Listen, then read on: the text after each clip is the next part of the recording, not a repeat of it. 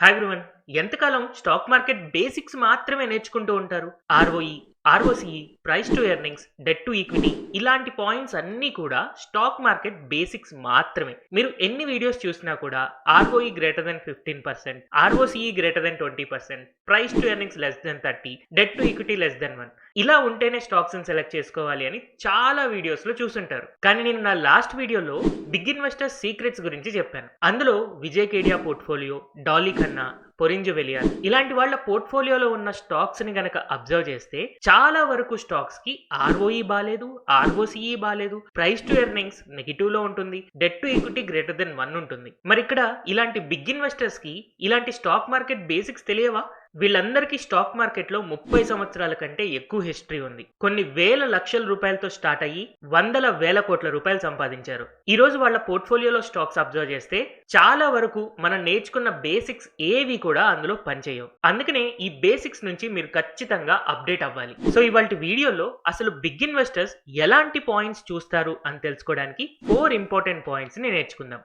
అందులో first point trigger. ఒక company యొక్క పాస్ట్ ని కాకుండా ఫ్యూచర్ ఎలా ఉండబోతుంది అండ్ పాస్ట్ కంటే ఫ్యూచర్ ఎలా బాగా పర్ఫామ్ చేయబోతుంది అనే ట్రిగ్గర్ పాయింట్ ని మనం తెలుసుకోవడానికి ట్రై చేస్తాం. నెక్స్ట్ సెకండ్ పాయింట్ లో ఆ కంపెనీ లాసెస్ లో ఉన్నా లేదా క్యాష్ ఫ్లోస్ నెగిటివ్ ఉన్నా ఎందుకు బిగ్ ఇన్వెస్టర్స్ కొంటున్నారు అండ్ థర్డ్ పాయింట్ లో డెట్ టు ఈక్విటీ 1 కంటే ఎక్కువ ఉన్నా కూడా బిగ్ ఇన్వెస్టర్స్ అలాంటి స్టాక్స్ లో ఎందుకు ఇన్వెస్ట్ చేస్తున్నారు అండ్ ఫైనల్ గా ఒక కంపెనీలో బిగ్ ఇన్వెస్టర్ కొంటున్నారా లేదా పూర్తిగా దాన్ని అమ్మడానికి ప్లాన్ చేసుకుంటున్నారా అనే విషయాలు మనం ఎలా తెలుసుకోవాలి. ఈ 4 పాయింట్స్ ని డీటెయిల్డ్ గా డిస్కస్ చేసుకుందాం. అంతేకాకుండా ఈ 4 పాయింట్స్ ని మీరు సింపుల్ గా ఐడెంటిఫై చేయడం కోసం ప్రతి పాయింట్ కి ఒక ఏఐ ప్రాంప్ట్ ని కూడా నేను ఇస్తాను. మన first and important point trigger. మనం కొన్నిసార్లు అబ్జర్వ్ చేస్తున్నప్పుడు బిగ్ ఇన్వెస్టర్స్ లాసెస్ లో ఉన్న కంపెనీస్ ని కూడా కొంటూ ఉంటారు. యాక్చువల్ గా అవి లాసెస్ నుంచి ప్రాఫిట్ కి కన్వర్ట్ అవుతూ టర్న్ అరౌండ్ స్టోరీగా ఉంటున్నాయి. అయితే ఇలాంటి టర్న్ అరౌండ్ స్టోరీస్ గనక మనం అబ్జర్వ్ చేస్తే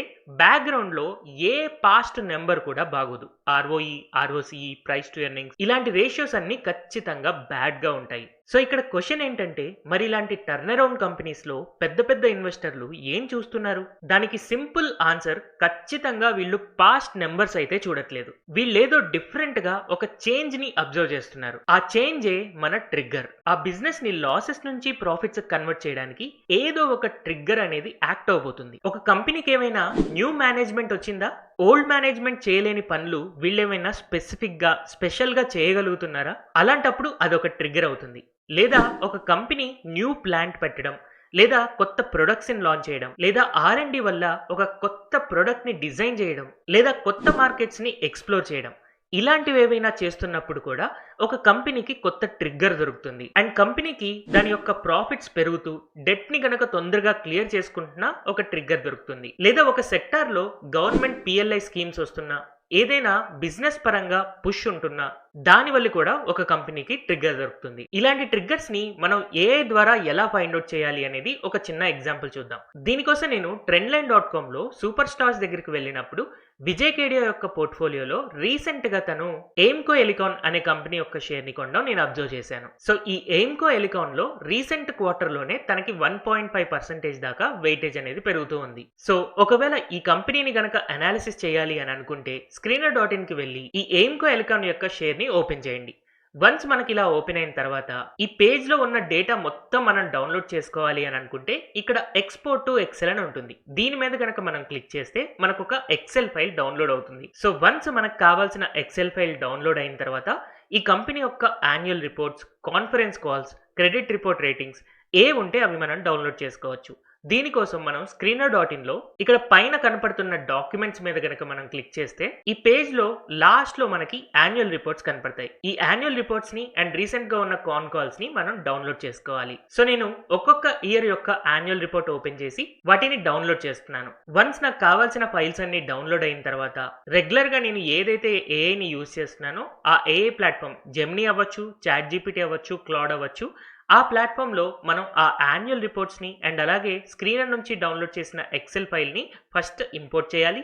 అండ్ అలాగే నేను మీకు ఇస్తున్న ఈ ప్రాంప్ట్ లో ఫ్యూచర్ ట్రిగ్గర్ ని ఎలా ఐడెంటిఫై చేయాలి అండ్ ఒకవేళ ఫ్యూచర్ ట్రిగ్గర్ ఆ పర్టికులర్ కంపెనీలో మనకి తెలుస్తుందా లేదా, ఒకవేళ తెలిస్తే దాన్ని ఎక్స్ప్లెయిన్ చేయమని మనం ఏఐని అడుగుతున్నాం. సో ఈ ఎయిమ్కో యొక్క ఎక్సెల్ షీట్స్ ని అండ్ అలాగే యాన్యువల్ రిపోర్ట్స్ ని నేను డ్రాగ్ చేస్తున్నాను. సో వన్స్ మనకి ఇవి అప్లోడ్ అయిన తర్వాత సింపుల్ గా మనం సెర్చ్ ఆప్షన్ మీద క్లిక్ చేస్తే సరిపోతుంది. సో ఇక్కడ నాకు జెమినీ ఏఐ ఏం చెప్పిందంటే ఈ పర్టికులర్ కంపెనీకి ఒక ప్రైమరీ ఫ్యూచర్ ట్రిగ్గర్ ఉంది. అదేంటిది అంటే strategic product electrification and portfolio expansion. So అయితే ఈ పాయింట్ గురించి నేను ఎక్కువగా ఎక్స్ప్లెయిన్ చేయను, నేను జస్ట్ మీకు ప్రాసెస్ నేర్పించాలి అని అనుకుంటున్నాను. ఈ షేర్ కొనండి, ఈ షేర్ అమ్మండి అని ఎలాంటి టిప్స్ మీకు ఇవ్వట్లేదు. మీరు దీన్ని చదివి అర్థం చేసుకుని ఆ కంపెనీలో ఉన్న ట్రిగ్గర్ అనేది ఎంత బాగా వర్కౌట్ అవ్వచ్చు అని లాజికల్ గా ఆలోచించాలి. అయితే జస్ట్ లాజికల్ గా ఆలోచించడమే కాదు, ఆ ట్రిగ్గర్ పాయింట్ అనేది మీ మీద ఒక ఇంపాక్ట్ చూపించాలి, మీకు ఆ కంపెనీ మీద ఒక ఇంట్రెస్ట్ క్రియేట్ చేయాలి. ఒకవేళ ఆ పాయింట్స్ చదివిన తర్వాత మీరు ఎగ్జైట్ అవ్వలేదు, ఈ పాయింట్స్ వల్ల ఈ కంపెనీ పెరుగుతుంది అని నమ్మలేదు అని అంటే అలాంటప్పుడు ఆ స్టాక్స్ ని అవాయిడ్ చేయొచ్చు. మీకు పూర్తిగా ఆ బిజినెస్ అర్థమయ్యి ఈ కంపెనీలో ఇన్వెస్ట్ చేయాలి అన్న నమ్మకం కలిగిన రోజున మాత్రమే అలాంటి స్టాక్స్ లో మాత్రమే మనం ఇన్వెస్ట్ చేయాలి. సెకండ్ ఇంపార్టెంట్ పాయింట్ మనకు కొంచెం ట్రిక్కీగా ఉంటుంది. మీరు ఎప్పుడైనా బిగ్ ఇన్వెస్టర్స్ యొక్క పోర్ట్ఫోలియో అబ్జర్వ్ చేస్తే చాలా వరకు స్టాక్స్ కి క్యాష్ ఫ్లోస్ అనేవి నెగిటివ్ ఉంటాయి. అయితే మనం బేసిక్ లెవెల్లో నేర్చుకునేటప్పుడు క్యాష్ ఫ్లోస్ ఖచ్చితంగా పాజిటివ్ ఉండాలి అనేది నేర్చుకుంటాం. కానీ నెగిటివ్ ఉన్నా కూడా ఈ బిగ్ ఇన్వెస్టర్స్ ఎందుకు కొంటున్నారు, ఈ విషయం 95% పీపుల్ కి అస్సలు అర్థమే కాదు. దీని వెనకాల ఉన్న సీక్రెట్ చెప్తాను, జాగ్రత్తగా వినండి. నెగిటివ్ క్యాష్ ఫ్లోస్ కూడా 2 రకాల రీజన్స్ ఉంటాయి. First reason survival.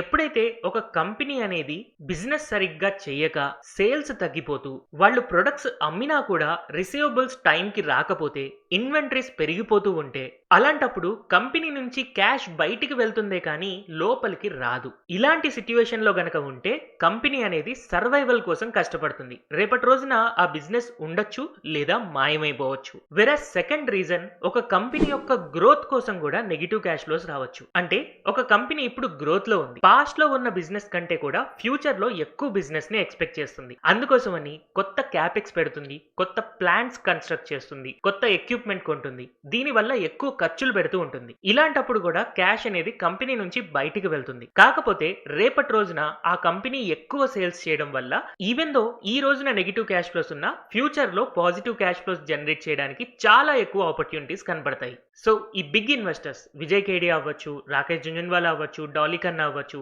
ఇలాంటి వాళ్ళందరూ కూడా ఆబ్వియస్ గా రేపటి రోజున ఏవైతే కంపెనీకి ఎక్కువ సేల్స్ వస్తాయి దాని ద్వారా వాళ్ళ ప్రాఫిట్స్ పెరుగుతాయి, ఈవెన్ దో ఈ రోజు నెగిటివ్ క్యాష్ ఫ్లోస్ ఉన్నా కూడా అది జస్టిఫైయబుల్ అని అనుకుంటూ ఇలా కంపెనీస్ ని అనాలిసిస్ చేసుకుంటూ ఉంటారు. నేను ఇందాక పాయింట్ లో మీకు చూపించిన ఎయిమ్కో ఎలికాన్ కి ఫ్రీ క్యాష్ ఫ్లో కూడా నెగిటివ్ గానే ఉంది. అందుకని ఆ ఫ్రీ క్యాష్ ఫ్లో ఎందుకు నెగిటివ్ ఉంది అని తెలుసుకోవడం కోసం, సర్వైవల్ ఆర్ గ్రోత్ ప్రాబ్లమ్ ని ఐడెంటిఫై చేయడం కోసం నేను ఒక ఏఐ ప్రాంప్ట్ ని రాశాను. సో ఈ ఏఐ ప్రాంప్ట్ ని కూడా మనం అప్లై చేసేటప్పుడు స్క్రీనర్ యొక్క ఎక్సెల్ ని, యాన్యువల్ రిపోర్ట్స్ అన్నిటిని కూడా మనం ఇక్కడ అప్లోడ్ చేయాలి. వన్స్ అప్లోడ్ చేసిన తర్వాత జస్ట్ ఇక్కడ కూడా ఒక క్లిక్ చేస్తే సరిపోతుంది. ఈ ప్రాంప్ట్ ని కూడా మీరు జెమినీ, చాట్ జీపీటీ, క్లాడ్ ఎందులో అయినా యూస్ చేయొచ్చు, ఈవెన్ నోట్బుక్ ఎల్ఎం లో కూడా యూస్ చేయొచ్చు. కాకపోతే ఇది కొంచెం టఫ్ ప్రాంప్ట్ కాబట్టి ఫ్రీ వర్షన్ లో కంటే కూడా పెయిడ్ వర్షన్ లో చాలా బాగా హెల్ప్ చేస్తుంది. ఇక్కడ వచ్చిన అవుట్పుట్ ని మీరు చదివినప్పుడు ఆ కంపెనీ గ్రోత్ కోసం క్యాష్ ఫ్లోస్ నెగిటివ్ ఉన్నాయా లేదా సర్వైవల్ కోసం క్యాష్ ఫ్లోస్ నెగిటివ్ ఉన్నాయా అనే విషయాన్ని మీరు ఈజీగా అర్థం చేసుకోవచ్చు. సో ఇక్కడ ఎయిమ్కో ఎలికాన్ కి నేను ఇచ్చిన ప్రాంప్ట్ యాక్చువల్ గా నేను ఫ్రీ వర్షన్ లోనే యూస్ చేశాను. నాకు ఇక్కడ ఈ ఫ్రీ క్యాష్ ఫ్లో నెగిటివ్ ఉండడం అనేది గ్రోత్ రిలేటెడ్ అని ఒక ఆన్సర్ వచ్చింది. బట్ ఎనీహౌ కేవలం ఫైనల్ వర్డిక్టే కాకుండా కంప్లీట్ గా ఇక్కడ వచ్చిన ఇన్ఫర్మేషన్ ఏంటి అనేది చదవడానికి ట్రై చేయండి. సో వాళ్ళు సింపుల్ గా ఏం అబ్జర్వ్ చేస్తారు, ఈ రోజు నెగిటివ్ క్యాష్ ఫ్లోస్ ఉంటే అది గ్రోత్ కోసమా లేదా సర్వైవల్ కోసమా. ఈ ఒక్క పాయింట్ గనక మీకు కరెక్ట్ గా అర్థమైతే మీ థింకింగ్ ప్రాసెస్ అనేది కంప్లీట్ గా మారిపోతుంది. నెక్స్ట్ థర్డ్ పాయింట్ చాలా సింపుల్ పాయింట్ బట్ చాలా ఎఫెక్టివ్ పాయింట్ కూడా. జనరల్ గా మనం డెట్ టు ఈక్విటీ చూస్తూ ఉంటాం. ఇది బేసిక్ లెవెల్లో debt to equity greater than 1 ఉంటే అది మనం అవాయిడ్ చేయాలి అని అనుకుంటూ ఉంటాం. కానీ బిగ్ ఇన్వెస్టర్స్ ఒకవేళ ఒక కంపెనీకి అప్పులున్నా కూడా ఆ అప్పులు ఏ డైరెక్షన్ లో వెళ్తున్నాయి అనేది చూస్తారు. అంటే డెట్ టు ఈక్విటీ అనేది పెరుగుతుందా లేకపోతే పడిపోతుందా. ఒకవేళ over the years debt to equity even though 3, 4 ఉన్నా కూడా 2, 1.7, 1.5 ఇలా తగ్గుతున్నట్టు డైరెక్షన్ లో గనక కనిపిస్తే ఆబ్వియస్ గా అవి మంచి కంపెనీస్ అని అనుకుంటారు. ఒకసారి మీరు లాజికల్ గా ఆలోచించండి. ఒక కంపెనీ యొక్క debt to equity 3 years back 0 ఉంది, లాస్ట్ ఇయర్ 0.5 ఉంది, ఇప్పుడు 0.75 ఉంది. సో ఇక్కడ డెట్ టు ఈక్విటీ అనేది పెరుగుతూ ఉంది. మీరు బేసిక్ లెవెల్లో నేర్చుకున్న debt to equity less than 1 ఉంటే సేఫ్ అని గనక ఆలోచిస్తూ ఈ కంపెనీలో ఇన్వెస్ట్ చేస్తే ఏం కాదు అని అనుకుంటారేమో, కానీ బిగ్ ఇన్వెస్టర్స్ ఇలా ఆలోచించరు. డెట్ టు ఈక్విటీ ఇక్కడ పెరుగుతూ ఉంది కాబట్టి ఈ కంపెనీని అవాయిడ్ చేయడానికి ట్రై చేస్తారు. వేరేజ్ అలాగే ఒక కంపెనీ యొక్క debt to equity 3 years back 3 ఉంది, లాస్ట్ ఇయర్ 2 ఉంది, ఇప్పుడు 1.5 ఉంది. మన జనరల్ బేసిక్ నాలెడ్జ్ ప్రకారం మనం దీన్ని అవాయిడ్ చేస్తాం, కానీ బిగ్ ఇన్వెస్టర్స్ ఇలాంటి స్టాక్స్ ని పిక్ చేసుకుంటారు. నెక్స్ట్ ఈ కంపెనీ యొక్క డెట్ డైరెక్షన్ తెలుసుకోవడం కోసం నేను ఇక్కడ ఒక ప్రాంప్ట్ ఇచ్చాను. దీనికోసం కూడా screener.in లో మీరు డౌన్లోడ్ చేసిన ఎక్సెల్ ఫైల్ ని అప్లోడ్ చేస్తే సరిపోతుంది. సో ఆ ఎక్సెల్ ఫైల్ తో పాటు ఈ ప్రాంప్ట్ ని కనుక మనం రన్ చేస్తే నాకు ఇక్కడ డెట్ యొక్క ట్రెండ్ అనేది అర్థమవుతుంది. యాక్చువల్ గా నేను ఈ కంపెనీ అనాలిసిస్ చేసినప్పుడు ఇందులో పెద్దగా అప్పులు లేవు, అప్పుడప్పుడు ఉన్నా కూడా అది మైనర్ అప్పులు మాత్రమే అని చెప్పి నాకు ఒక అనాలిసిస్ చెప్పింది. అండ్ ఈ డెట్ టు ఈక్విటీ యొక్క ట్రెండ్ ని ఫ్లాట్ కానీ అండ్ ఎక్సెప్షనల్లీ స్ట్రాంగ్ ఉందని నాకు ఇక్కడ డేటా చూపిస్తుంది. వాటితో పాటు ఇంట్రెస్ట్ కవరేజ్ రేషియో ఎలా ఉన్నాయి అండ్ దాని ఇంపాక్ట్ ఆపరేటింగ్ ప్రాఫిట్ మీద ఎలా ఉంది అన్న విషయాలు కూడా మనం తెలుసుకోవచ్చు. నెక్స్ట్ 4th పాయింట్ లో మనం బిగ్ ఇన్వెస్టర్స్ యొక్క పోర్ట్ఫోలియో చూసి వాళ్ళు ఏ స్టాక్స్ కొంటున్నారు, ఏ స్టాక్స్ అమ్ముతున్నారు అనేది మనం తెలుసుకుంటాం కదా. వాళ్ళు ఏ స్టాక్స్ కొంటున్నారో తెలుసుకుంటే సరిపోదు, వాళ్ళు ఆ స్టాక్స్ లో యాడ్ చేస్తున్నారా లేదా సేమ్ హోల్డ్ చేసుకున్నారా లేదా దాని నుంచి ఎగ్జిట్ అవుతున్నారా అన్న విషయం కూడా తెలుసుకోవాలి. నేను నా లాస్ట్ వీడియోలో కూడా ఈ పాయింట్ చూపించాను. సూపర్ స్టార్ పోర్ట్ఫోలియోస్ లో మనకు కావాల్సిన ఇన్వెస్టర్ పోర్ట్ఫోలియో ఓపెన్ చేసినప్పుడు మనకి రీసెంట్ క్వార్టర్ లో గ్రీన్ ఉంటే వాళ్ళు ఎడిషన్ చేస్తున్నట్టు, రెడ్ ఉంటే సెల్ చేస్తున్నట్టు, అండ్ ఒకవేళ ప్లెయిన్ వైట్ ఉంది అని అంటే వాళ్ళు కాన్స్టెంట్ హోల్డ్ చేసుకుంటున్నట్టు అని మనం అర్థం చేసుకోవచ్చు. ఈ డేటా కోసం మనకి యూజువల్ గా ఎలాంటి ఏఐ ప్రాంప్ట్ అవసరం లేదు. జస్ట్ trendline.com లో సూపర్ స్టార్స్ పోర్ట్ఫోలియో ఓపెన్ చేసి మనకు కావాల్సిన ఇన్వెస్టర్ పోర్ట్ఫోలియో ఓపెన్ చేస్తే సరిపోతుంది. యూజువల్ గా అండ్ సింపుల్ గా మనం అర్థం చేసుకోవాలనుకుంటే బిగ్ ఇన్వెస్టర్స్ ఆ స్టాక్ లో హోల్డింగ్ పెంచుకుంటున్నారు అని అనుకోండి, అలాంటప్పుడు వాళ్ళ కాన్ఫిడెన్స్ పెరుగుతుంది అని అర్థం చేసుకోవచ్చు. ఒకవేళ జస్ట్ సేమ్ క్వాంటిటీ హోల్డ్ చేస్తున్నారు అని అంటే వెయిట్ అండ్ వాచ్ సిచ్యువేషన్ లో ఉండుండొచ్చు. అలాగే సెల్ చేస్తున్నారు అని అంటే వాళ్ళు అంతకుముందు ఆ కంపెనీ మీద ఏదైతే నమ్మకం పెట్టుకున్నారో అది వాళ్ళకి డౌట్ లాగా మారుండొచ్చు. సో ఇప్పుడు మనం చేయాల్సిన పని ఏంటి అంటే ఈ 4 విషయాల్ని కలిపి చూడాలి. ఫస్ట్, ఆ కంపెనీలో ఏదైనా ట్రిగ్గర్ ఉందా? సెకండ్, ఒకవేళ క్యాష్ ఫ్లో అనేది నెగిటివ్ ఉంటే ఆ నెగిటివ్ సర్వైవల్ వల్లనా లేదా గ్రోత్ వల్లనా? నెక్స్ట్, ఆ కంపెనీ యొక్క డెట్ తగ్గుతుందా లేదా పెరుగుతుందా? అండ్ ఫైనల్ గా బిగ్ ఇన్వెస్టర్స్ ఆ స్టాక్ ని జస్ట్ హోల్డ్ చేస్తున్నారా లేదా ఇంకా అక్యుములేట్ చేసుకుంటున్నారా? ఒకవేళ ఈ 4 పాయింట్స్ గనక మనకి ఎస్ అని ఆన్సర్ వస్తే అలాంటప్పుడు ఆ స్టాక్స్ ని మనం స్ట్రాంగ్ స్టాక్స్ గా అనుకోవచ్చు. ఒకవేళ మీరు ఈ ఇన్ఫర్మేషన్ ని ఇంగ్లీష్ లో చదవడానికి కొంచెం కష్టపడుతున్నారు అని అంటే మీకు యాజ్ ఎ బోనస్ ఒక తెలుగు మిక్స్డ్ ఇంగ్లీష్ ప్రాంప్ట్ ఇస్తున్నాను. మనకు వచ్చిన కంప్లీట్ డేటాని ఇది తెలుగులో ఎక్స్ప్లెయిన్ చేస్తుంది. దీంట్లో మనకేం అర్థమవుతుందంటే ఎగ్జాక్ట్ గా ఈ కంపెనీ యొక్క ప్రాఫిట్స్ ఎలా జనరేట్ అవుతున్నాయి అండ్ ఈ కంపెనీ యొక్క కస్టమర్స్ ఎవరు అండ్ ఈ కంపెనీ ఇప్పుడు గ్రో అవడానికి ఆపర్చునిటీస్ ఏమున్నాయి అండ్ ఈ కంపెనీకి ఉన్న సింగిల్ బిగ్గెస్ట్ రిస్క్ ఏంటి, ఇలా ఆ కంపెనీ గురించి మీరు తెలుసుకోవాల్సిన బేసిక్ విషయాలు ఈ ప్రాంప్ట్ ని రన్ చేయడం ద్వారా మీరు తెలుసుకోగలుగుతారు.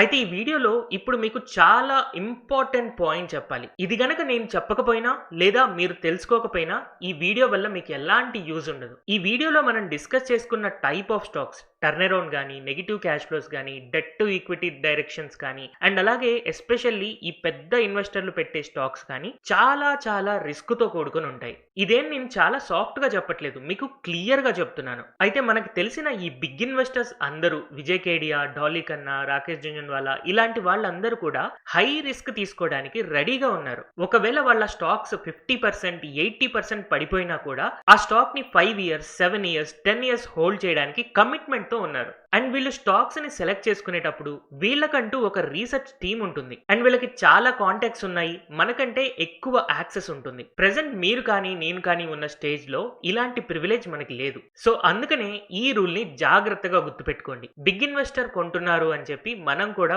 బ్లైండ్ గా ఆ స్టాక్స్ ని కొనద్దు. అండ్ అసలు ఒక బిగ్ ఇన్వెస్టర్ ఒక స్టాక్ ని కొనడం అనేది మనం కొనడానికి రీజన్ కాకూడదు. ఒకవేళ మీరు కనుక ఒక స్టాక్ లో ఇన్వెస్ట్ చేయాలి అని అంటే ఆ స్టాక్ గురించి, వాళ్ళ బిజినెస్ గురించి మీకు క్లియర్ గా తెలిసి ఉండాలి. అందులో ఉన్న ప్లస్లు మైనస్లు అర్థం అవ్వాలి. ఆ కంపెనీ ఏ ట్రిగ్గర్ వల్ల పెరుగుతుంది అనే క్లారిటీ మీకు ఉండాలి. అండ్ ఒకవేళ పడిపోతే ఏ రీజన్స్ వల్ల పడిపోతుంది అన్నది కూడా మీకు తెలియాలి. ఇలాంటివి తెలియకుండా కేవలం బిగ్ ఇన్వెస్టర్స్ కొన్నారు అని ఎప్పుడు కూడా ఆ కంపెనీస్ ని కొనద్దు. ఎందుకంటే రాకేష్ జుంజున్వాలా 30 స్టాకులు కొంటే అందులో 4-5 మాత్రమే మల్టీ బ్యాగర్స్ అవుతాయి. మిగిలిన స్టాక్స్ కూడా పెరుగుతాయి కానీ చాలా చాలా స్లోగా పెరుగుతూ ఉంటాయి. అలాగే సిమిలర్ గా విజయ్ కేడియా పోర్ట్ఫోలియోలో కూడా అన్ని మల్టీ బ్యాగర్స్ గా మారలేదు. సో అందుకని ఈ బిగ్ ఇన్వెస్టర్స్ కొన్నారు అని బ్లైండ్ గా ఎప్పుడు కూడా స్టాక్స్ ని కొనకండి. ఈ వీడియోలో వాళ్ళు ఇన్వెస్ట్ చేసిన స్టాక్స్ ని ఎస్పెషల్లీ వాటి బిజినెస్ ని అర్థం చేసుకోవడానికి మనం ఏఐని ఎలా యూజ్ చేయొచ్చు అనేదే ఇప్పటిదాకా నేర్చుకున్నాం. ఇలాంటి విషయాలన్నీ నేర్చుకున్న తర్వాత